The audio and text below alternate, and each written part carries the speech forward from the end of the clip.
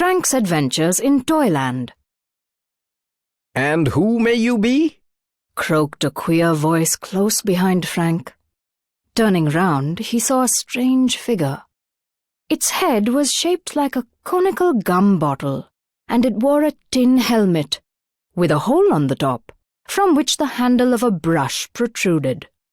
The body was smeared with spilling and trickling of paste, and in its hand it carried a steaming glue pot. I'm Frank. Please, who are you?" asked Frank. "I'm Gluegum Pest. How did you come here, and what did you break?" "Well, I don't know how I came here, but I didn't break anything. Where am I?" "In ToyLand, of course," said Gluegum Pest. "What sort of a toy are you?" "I'm not a toy. I'm a boy," answered Frank. Gluegamfest approached Frank and began to feel his face. "Where's your box, then?" he asked. "Box? What box?" asked Frank. "Oh, nonsense. You are only a jack-in-the-box that's come loose." "No," said Frank sturdily. "I'm a human child." "Hush! Don't say that again. The toys would hurt you." Gluegamfest said, looking around anxiously.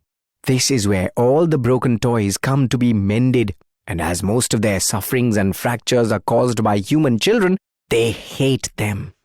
You'd better pass yourself off as a new sort of doll." "This is a sort of doll's hospital, is it?" observed Frank.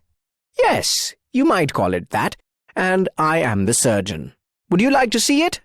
asked his friend. "Very much indeed. You must be very careful. If they were to suspect you are not a toy, there will be trouble for you." "But why?" inquired Frank. "Well, think of how cruel children can be to their toys." His voice trailed off. Frank's conscience pinched him as he recalled the collection of wooden legs he had amassed by pulling them off his sister's dolls. Presently, they came in sight of a large building. "That's it," said Gluegamfest. "And now I'd better take some refreshment before I begin my duties." He sat down by the road and began to stuff glue into his mouth. Frank sat down on a box close by, but in a few seconds the lid flew up with a pop that threw Frank over backwards. A figure with a shock of rough hair, two huge button-like eyes, and a fiery complexion sprang out of the box, trembling with excitement and anger. "How dare you sit down on a gentleman?" he shouted. "How dare!" Here he suddenly collapsed and the lid closed on him. The box flew open again. "The audacity of a mere sixpenny doll," continued the Jack-in-the-Box, reappearing. "If I weren't invalid, I'd frighten you into fits. I would... He shrieked, and then, exhausted by his efforts, he lolled over the side of his box, shaking feebly. "I'm extremely sorry," said Frank. That sent the figure back into his box. They now entered the building, where, on low beds, lay hundreds of toys in various stages of mending. Gluegamfest stopped at the bedside of a kite which had a large rent in it. A card hung above with the words, "A paste plaster every morning after breakfast, and 3 drops of gum at bedtime." "You'd better take your drops now," said Gluegamfest, bending down his head. The kite took the brush out of the surgeon's head and dropped 3 drops on his wound, replacing the brush. Frank followed the surgeon fearfully. "It's very odd," said Gluegamfest as they were entering the next ward.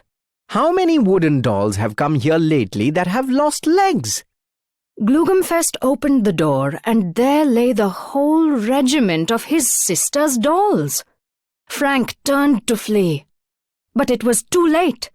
He was recognized, and the dolls began scrambling after him. Frank bolted as fast as his legs could carry him till he reached a ravine. He could see little chance of escape now. All at once his eye caught sight of a stout creeper that climbed up the cliff. He scrambled up the trailing stem and after a sharp struggle, reached the top. Gluggumfest climbed up after him. "Don't be afraid," Said Gluggumfest.